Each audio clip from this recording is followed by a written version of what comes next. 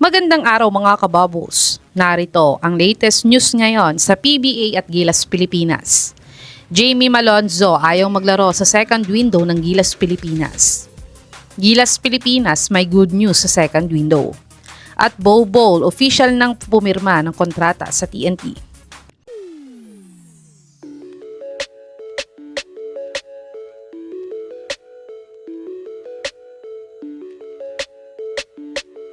Si Jamie nga ang tinuturing na MVP ng mga fans sa Gilas Pilipinas last 2025 33rd SEA Games nang nagwagi sila ng gold medal.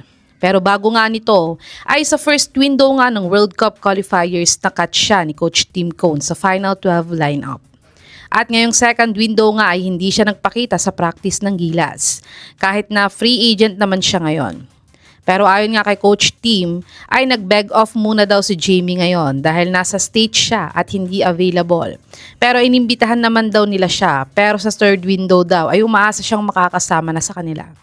Kayo mga kababos, dapat pa bang sumama si Jamie sa Gilas team ni Coach Tim Cone or sa mga SEA Games na lang siyang maglaro para star player pa siya dito? I-comment nyo na po yan sa baba. At dagdag balita nga sa Gilas Pilipinas ay may good news nga daw sila para sa second window. Namumroblema nga si Coach Tim Cone last Monday dahil nga nag-opted out ang dalawang big man niya na si Kai Soto at QMB. Pero nagawan naman niya ito ng paraan at kinuha niya ang star big man ng Converge na si Justin Baltasar.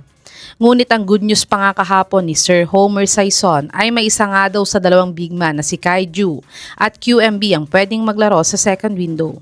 At ayon nga sa latest news ng Spin.ph ay nagkasundo na nga daw si QMB at SBP sa isang contract deal. Kaya't si QMB nga ay makakapaglaro na para sa second window ng Gilas Pilipinas. Kaya't good news nga ito para sa Gilas Pilipinas at mga fans dahil kahit papano ay may pantapat tayo sa mga big man ng Australia at New Zealand.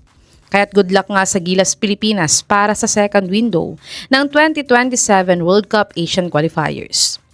Tumungo naman tayo sa balitang opisyal nang nakapirma ng kontrata si Bol sa TNT. Si Bol nga ang narurumors na magiging replacement import ng TNT kay RHJ.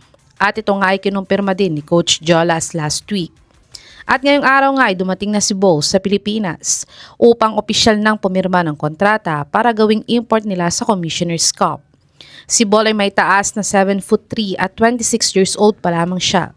At siya ay uma-average ng 6.8 points, 2.9 rebounds, 0.6 assists, 0.3 steals, 0.7 blocks, 34% 3-point shooter, at 76% free throw shooter sa kanyang 2024-2025 NBA season.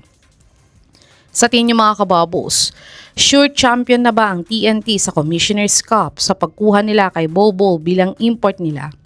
I-comment niyo na po yan sa baba.